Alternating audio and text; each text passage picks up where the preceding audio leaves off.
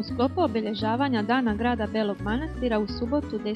studenog održan je 4. tradicionalni turnir na drvene boče. Na turniru su sudjelovale ekipe iz Udruge prijatelja starih športova Baranjske lige te članovi Udruge bočarskog kluba Vid Beli Manastir. Turnir je okupio 14 sudionika, a prvo mjesto pripalo ekipi Starvaš, drugo mjesto osvojila ekipa Tenja, a trećeplasirana ekipa iz Čepina. Najbolji valjač turnira je Bariša Boras, koji je ujedno i predsjednik bočarskog kluba Vid Beli Manastir, a najbolji zbijač turnira je Tiho Šimović iz Tenja.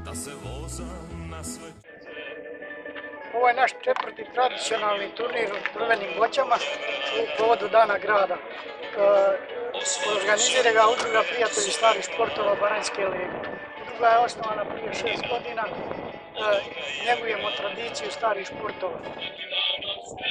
Ima 14 sudionika, igra se po 2 boče, 2 polufinala, održat ćemo natjecanje u bližanju i zbijanju, tako da će biti dodijeljene medalje za najboljeg zbijača i najboljeg valjača.